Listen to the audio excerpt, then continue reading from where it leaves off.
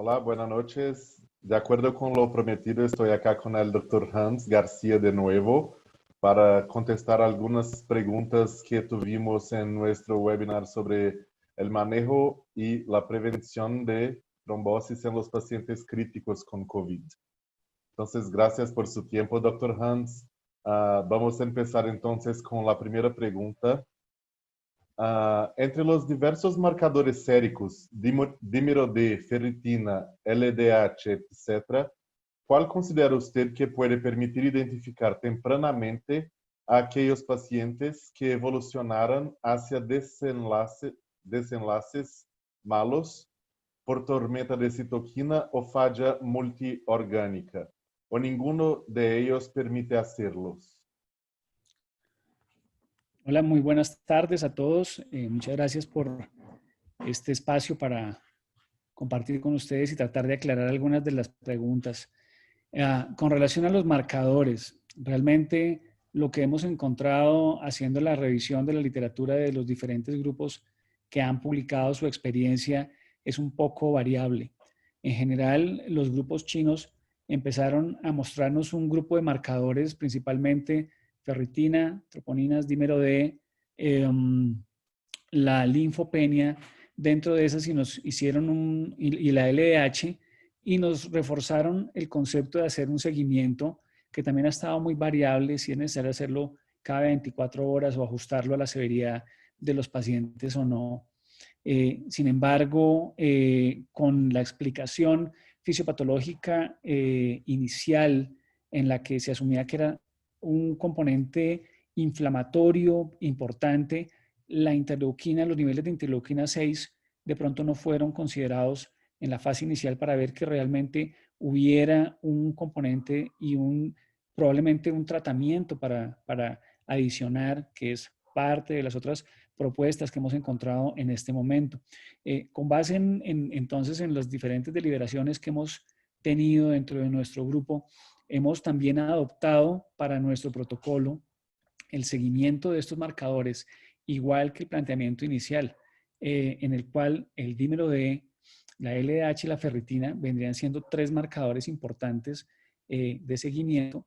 Dentro de esos vemos que el dímero D ha tomado un valor importantísimo, especialmente en este nuevo concepto de la fisiopatología en la cual hay una alteración importante en la coagulación y hemos visto fenómenos trombóticos. Ya algunos grupos españoles nos han descrito eventos trombóticos no solo venosos, sino arteriales a nivel miocárdico, a nivel neurológico. Nosotros esa experiencia no la hemos encontrado, pero sí consideramos entonces que el dímero D, incluso en pacientes que puedan llegar con no indicación por su estado respiratorio de requerir manejo hospitalario, pero que tenga un dímero D positivo, es un paciente que hay que hacerle un seguimiento importante, ya que puede haber un grupo de ellos propenso a hacer eventos de trombosis venosa profunda o mucho más grave, un evento como un tromboembolismo pulmonar. Cuando hemos estado analizando los cuadros clínicos y de presentación, porque algo que nos preocupa también como hospital es qué va a suceder cuando tengamos un gran número de pacientes que consultan a urgencias y que requieran cuidado intensivo, y más grave, que no tengamos de pronto esa capacidad esperada, a pesar de que hemos crecido y hemos expandido nuestra probable capacidad para la contingencia. Hemos tratado entonces de encontrar qué marcadores o qué scores de riesgo o qué parámetros desde su llegada nos permitieran tratar de optimizar la asignación de esos recursos. Y dentro de esas propuestas hay una que es la del COLS, CALLS, que es un score que nos ha tratado como de definir qué pacientes podríamos considerar que van a necesitar ese cuidado intensivo. Este grupo es de los chinos y ellos en este eliminan el dímero D, no lo tienen presente. La linfopenia vuelve a tomar un valor importante en estos indicadores. Entonces, creo que es un poco variable, que cada grupo tiene que mirar y definir finalmente cuál de estos score, cuál de estos parámetros. Definitivamente el dímero D tiene que ser uno de esos que tenemos que seguir, y nos quedaría la duda si vamos a utilizar algún indicador adicional o algún score de monitoreo de paciente crítico al SOFA, por ejemplo, porque pues cuando revisamos los scores con relación al Apache, el Apache 4 al parecer podría tener una mejor validación para estos pacientes de cuidado intensivo.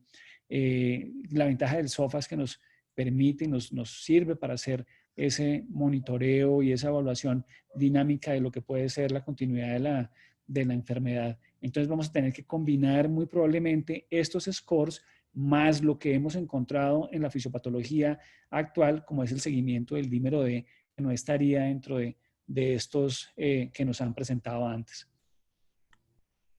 Súper, perfecto. Doctor, ¿qué pasa con los pacientes que tienen problemas del trastorno de coagulación y el COVID-19? Bueno, ese perfil es bien interesante. En la presentación lo tocamos y lo alcanzamos a revisar. Ese componente protrombótico que se ha venido describiendo, pues no es exclusivo del COVID, es un componente que se ve en pacientes sépticos, que no es tan frecuente, muy probablemente en los cuadros sépticos de origen viral, es mucho más en los cuadros bacterianos, en los que sí hay un comportamiento inicial que debemos orientar, o al contrario, que encontrar coagulopatía nos podría hacer sugerir la presencia de un cuadro séptico en ciertos grupos de pacientes en cuidado crítico, y hace parte del monitoreo convencional que estamos haciendo. Cuando nos encontramos y empezamos a ver estas descripciones tempranas de compromiso de dímero D y de probablemente eventos trombóticos con manifestaciones cutáneas, con eventos pulmonares y los recientes compromisos arteriales, pues definitivamente este virus tiene unas características y un impacto en diferentes eh, interacciones que se van a dar inicialmente por la activación de la cascada de la respuesta inflamatoria, que va a tener que ver con la activación del factor tisular, con la expresión del factor 4 plaquetario y una interacción con otros mediadores de la línea blanca en esta respuesta inflamatoria. Vemos que hay una interacción muy similar a algunos de los componentes previamente descritos también por algunos grupos, como si se comportara como una coagulación intravascular diseminada. Hay un grupo de españoles que dicen que es la coagulopatía asociada al COVID, la CAC, CAC, lo han definido también de esa manera, y ellos están tomando como referencia este score para coagulación intravascular diseminada para hacer un seguimiento y realizar una intervención temprana en estos pacientes. Entonces, pienso que dentro del seguimiento del SOFA, el componente que nos habla del impacto en el recuento plaquetario, complementado seguramente con pruebas de coagulación y con la evaluación y el seguimiento del dímero D, tienen que ser parte clave del seguimiento del paciente crítico. Ahora, en pacientes hospitalizados, pienso que hacer seguimiento diario de laboratorios puede ser costoso, pero definitivamente el dímero D debe ser un marcador a seguir. Eso pienso que es lo que más hemos podido encontrar. Seguramente habrán grupos que estén en desacuerdo con esto, porque incluso se trató de desestimar la severidad de la lesión pulmonar y que fue solo un evento protrombótico lo que estaba produciendo, pero definitivamente es una mezcla de diferentes componentes fisiopatológicos que están asociados con estos malos desenlaces. Perfecto, gracias, doctor. En caso del paciente diabético, ¿se le debe seguir aplicando insulina a pesar que tenga coronavirus? Recuerden que esos pacientes no circulan bien su sangre y sufren de pie diabético. Sí, o sea, estos grupos que han sido detectados de riesgo para hacer esas formas severas, esas complicaciones, o esas formas severas del SLA con desenlaces fatales, el paciente diabético es parte de esos componentes.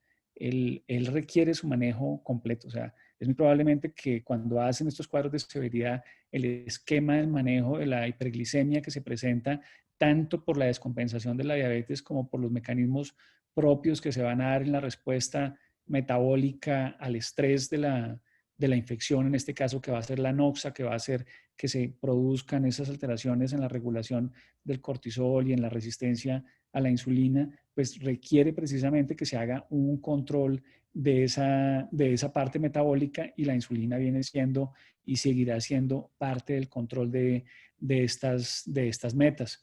Ahora, estamos hablando de cuando se hace la pregunta y nos plantean si el pie diabético tuviera que tener que ver o no. Ahí sabemos que el comportamiento del pie diabético, que tiene sus alteraciones en la lesión neurológica que puede llegar a presentar estos pacientes diabéticos, problema de fisiopatología de la diabetes, y que de pronto se llegaran a sumar a lesiones trombóticas. No sé si hacia ese punto es que no lo pueda llegar a plantear el participante con esa pregunta. Pues son casos como ya muy específicos, muy puntuales. Tenemos que hacer, por supuesto, el seguimiento en los pacientes moderados y severos que manejamos intrahospitalariamente, tanto en habitación, en piso, como en cuidado intensivo, de forma global. O sea, el contexto del paciente, le sumamos el riesgo de su antecedente diabético, hipertenso, cardiovascular, respiratorio, los pacientes inmunológicos.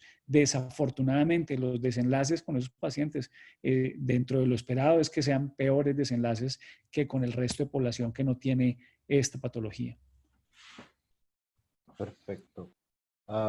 ¿Nos puede comentar qué complicaciones neurológicas han tenido en pacientes graves recuperados y si han dado terapia de rehabilitación pulmonar, cardíaca, física o global? Y finalmente, ¿qué seguimiento se les ha dado una vez egresados? Ok.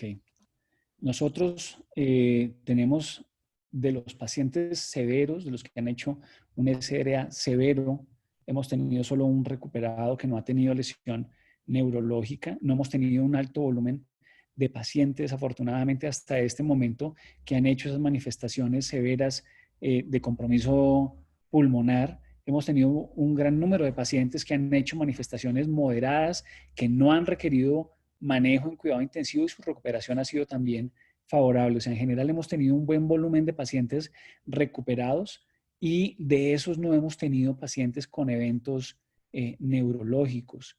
Dentro de los primeros casos que se presentaron en nuestro hospital, un paciente hizo un síndrome convulsivo que progresó a un paro cardíaco, y ese paciente tenía antecedentes neurológicos de base con eso. Eso es lo poco que recuerdo, porque no fue un paciente directo que haya tenido completo conocimiento de la historia clínica y del manejo, pero en general es apenas que estamos encontrando esas descripciones de las lesiones neurológicas, y esas lesiones neurológicas pues son lesiones arteriales que, como discutimos en la presentación, nos llevaría a la toma de la decisión de tratar de identificar qué pacientes se podrían entonces beneficiar de la antiagregación, ¿cierto? Para el manejo en su fase convaleciente. Sin embargo, pues esto no es lo usual, no es una manifestación convencional de las características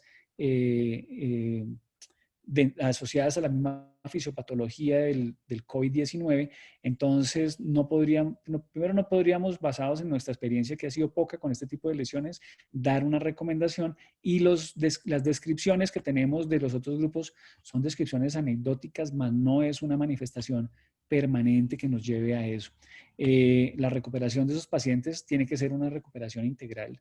Por supuesto, muchos de estos que hagan, y eso lo aprendimos también de los chinos y de los italianos, esos que hacen esa SRA tan severo y se recuperan, van a tener unas complicaciones pulmonares que van a requerir, por supuesto, una rehabilitación específica, ya que la probabilidad de que se desarrollen cuadros de fibrosis y de patología pulmonar crónica, pues es bastante probable en ellos, de acuerdo a la experiencia de estos otros grupos. Pero otra pregunta. ¿Qué opinión le merece la utilización de hidroxicloroquina en relación a riesgo-beneficio y con la evidencia de uso para malaria y los efectos secundarios para la persona? Bueno, esa es una de las grandes preguntas y grandes discusiones que hemos tenido en este momento. Igual cuando empezamos a ver las descripciones de la experiencia del manejo de los pacientes COVID-19 por los chinos, y cómo nos planteaban diferentes estrategias dentro de las cuales se combinaban antimaláricos, que hace parte del grupo de estos medicamentos, la cloroquina, la hidroxicloroquina, la combinación con algunos antibióticos y, por supuesto, con los esquemas antivirales, buscando de alguna manera disminuir la replicación viral, disminuir la carga viral y probablemente tener un efecto antiinflamatorio también importante, que pues lo conocemos dentro de las causas de progresión a esa severidad de la enfermedad por COVID-19. Este ha sido, yo creo que uno de los temas más álgidos y más discutidos, porque pues salió el grupo francés en el cual inicialmente nos hablaba de un beneficio en una descripción pequeña de casos en el cual había habido disminución de la mortalidad, disminución de la estancia por el beneficio de la utilización de la hidroxicloroquina, pero al parecer en los análisis que se le han revisado a esa publicación, el número de pacientes no estaba completo, se ocultaron unos pacientes que pudieron haber tenido unos desenlaces secundarios graves y pues cuando se han tratado de replicar y los mismos franceses no encontraron en otros hospitales ese resultado tan favorable, encontrando que no hay ninguna diferencia en la utilización o en la combinación con esta terapia. Sin embargo, con esa puerta, muchos países, Estados Unidos, nosotros abrimos la opción y lo incluimos dentro de nuestros protocolos, conociendo, por supuesto, los efectos cardiovasculares importantes que se pueden llegar a presentar por la utilización de estos medicamentos antipalúdicos, y se crea la disputa entre diferentes grupos de infectólogos, de intensivistas, de internistas, los mismos emergenciólogos que hacen parte de la primera línea de manejo de estos pacientes, y en algunos sitios por consenso, más no por evidencia, se ha decidido adoptar y continuar la terapia. Los tiempos estimados para la utilización de estos medicamentos de 7 a 14 días, de 7 a 10 días, con un seguimiento óptimo de las alteraciones electrocardiográficas, porque el riesgo está. Y sin embargo, la evidencia en general, yo pensaría que para este momento y con base en la revisión que hemos hecho con el grupo multidisciplinario de nuestro hospital, soportado por el área de investigación, no le da un valor con un nivel de evidencia suficiente para decir que es una terapia efectiva y que no tiene tantos efectos secundarios. Sin embargo, la tenemos, o sea, sigue siendo parte de las opciones farmacológicas. En nuestro país, el INVIMA, que es el ente regulador, así como el FDA en los Estados Unidos, es el ente regulador de estos medicamentos, da un documento, emite un documento en el cual no acepta de forma liberal, no se compromete diciendo que es un tratamiento efectivo para el COVID-19, pero nos deja la puerta abierta y dicen, utilicen los casos que consideren que puede haber algún beneficio, hagan un monitoreo óptimo de las posibles complicaciones, que en este caso son las alteraciones del QT, y de hecho nosotros hemos tenido que suspender esa terapia precisamente con base en ese monitoreo en algunos pacientes que ingresan con un electrocardiograma normal y hacen alargamiento, prolongación del QT, dejándolo sin ese esquema. Y dentro de esos, pues tendremos que esperar a ver los resultados finales de la experiencia nuestra que está siendo analizada en este momento para ver qué sucede con esa terapia. Porque lo que vemos a nivel global, a nivel mundial, es que no hay un soporte lo suficientemente fuerte como para volverlo una recomendación ideal, pero el afán de la parte médica, del querer modificar esos pacientes, modificar esos desenlaces fatales a esos pacientes, nos deja todavía pues una opción de utilizar un medicamento que podría tener un perfil farmacodinámico favorable para el paciente, en este caso con el control o con la disminución de la severidad de la enfermedad, pero con unos riesgos muy graves que sí tenemos que prever, monitorizar y ser muy juiciosos, si no la mortalidad puede llegar a ser mucho mayor por una falta de un control adecuado de este tratamiento. Perfecto, gracias. Tengo acá otra pregunta. Soy el doctor Juan Serrano, médico internista y hematólogo del panel editor de la ASH en VTE Guidelines para Latinoamérica y miembro de la Sociedad Internacional de Trombosis y Hemostasia. Nuestro grupo ha discutido el uso del score SIC de la Sociedad Internacional con valor mayor a 4 es indicativo de profilaxis. ¿Cuándo han considerado profilaxis en periodo extendido? ¿Más de 14 días? Ahí me repites otra vez estoy tratando de abrir acá las preguntas, porque es el CORSIC. Sí, score SIC. ¿Esa qué pregunta es? ¿Ya que la sabría acá? Sí, está preguntando que ellos consideran que cuando El número. el número es ¿Tienes mayor el que número de la 4, pregunta? yo no tengo la misma orden que usted, perdón. Ok. Pero él empieza con, soy el doctor Juan Serrano. Ok, ya estoy acá revisando. Déjame mirar un momento. Ah,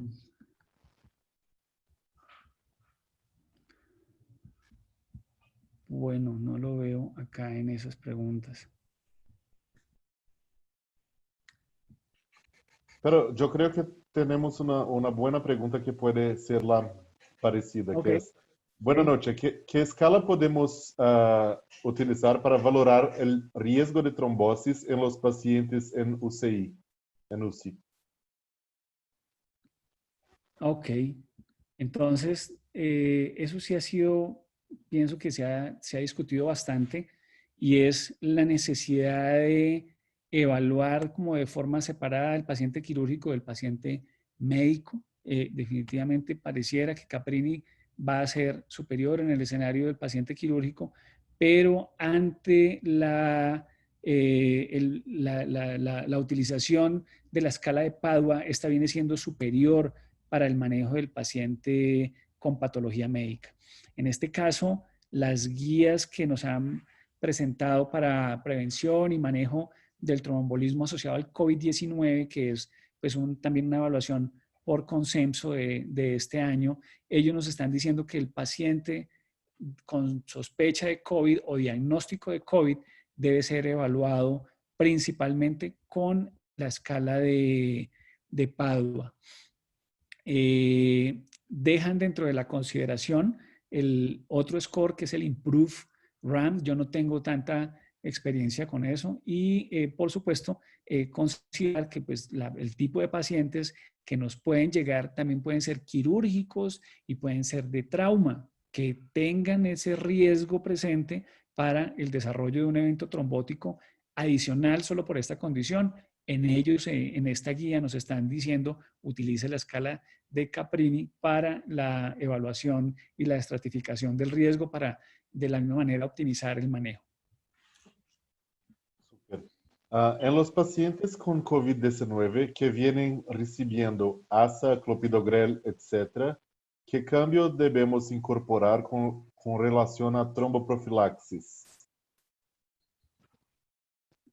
La necesidad o sea, ahí tendríamos que hacer una evaluación de cuál es la indicación en este momento del manejo de antiagregación, ¿sí?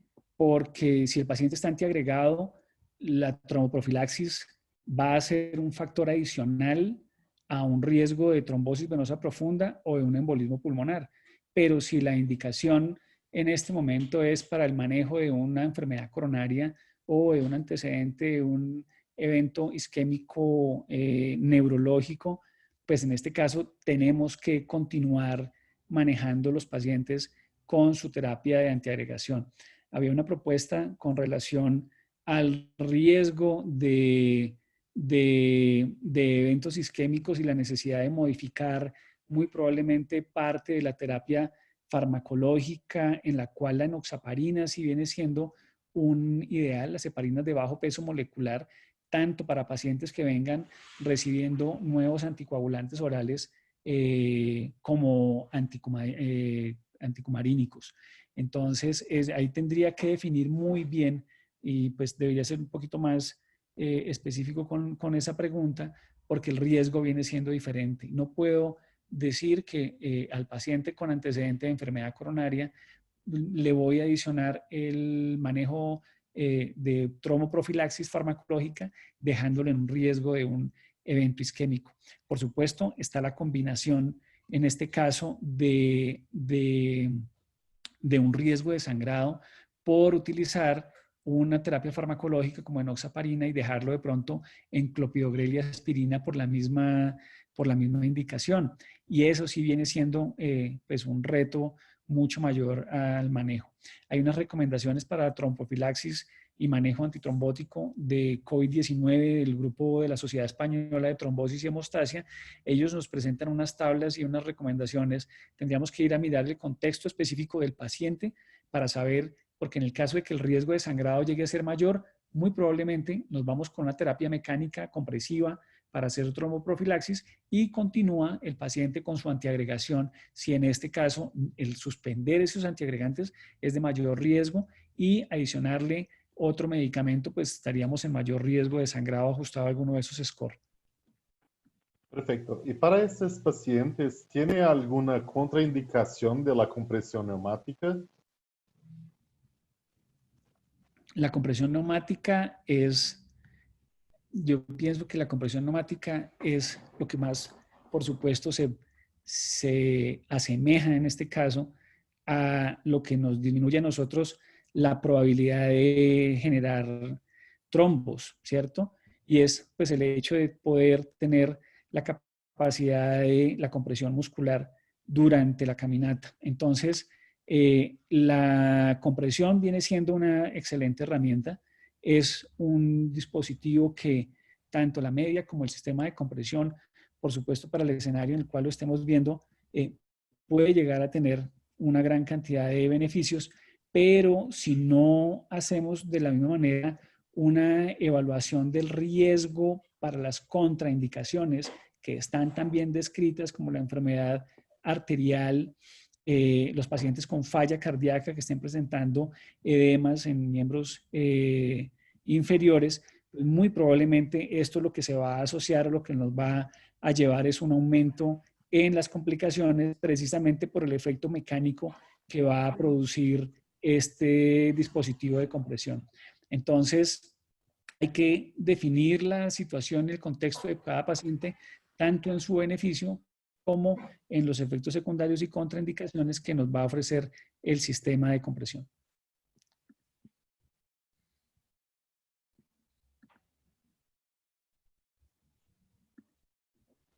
Perdón, yo estaba en mute. En un escenario normal, sin el COVID, ¿cuánto tiempo es recomendable el uso de compresión neumática intermitente después de la cirugía? Pienso que parte de las recomendaciones están basadas es en la capacidad del paciente de recuperar nuevamente su movilidad. Entonces, si pensamos en pacientes en un escenario de trauma con un alto riesgo de sangrado, especialmente trauma craneoencefálico, que hace parte de las recomendaciones de las guías británicas del NICE, muy probablemente esos pacientes desde el inicio de la terapia de la terapia antitrombótica van a requerir el sistema de compresión y es muy probable que el tiempo en ellos va a ser más prolongado, diferente del paciente que a las 24 48 horas recupere nuevamente su capacidad de deambulación. Es exactamente lo mismo, tenemos que ajustarlo al contexto de cada uno de los pacientes, el riesgo del sangrado, porque igual cuando revisamos el estándar viene siendo el manejo farmacológico, pero van a haber pacientes que requieren terapia farmacológica más compresiva y va a haber pacientes que tienen la contraindicación para la terapia farmacológica y el sistema compresivo pues va a ser la única opción. Pero una vez sea farmacológica o sea la compresión, el paciente recupera su condición, va a tener que, tendríamos que abolir esta recomendación. En las guías específicas para pacientes con COVID que han tenido esta elevación del dímero D, nos dicen que evaluemos ese riesgo específicamente en ellos, ya que incluso dando salida podría llegar a ser necesario continuar, sea con la terapia farmacológica esa tromboprofilaxis, porque pues podría ser una población a riesgo mayor para hacer estos eventos trombóticos. Desafortunadamente con el COVID-19 hay mucha información que no tiene un nivel de evidencia óptimo, pero cuando revisamos muchas de las experiencias de los diferentes grupos, creemos que podemos mejorar desenlaces nuestros y iríamos de esa manera en beneficio por el paciente en esos casos de elevación de estos marcadores protrombóticos con algún tipo de terapia adicional. Perfecto. Y una última pregunta. ¿Los pacientes en manejo con anticoagulación oral por otra patología tienen alguna ventaja sobre los que no estaban en tratamiento al contraer COVID?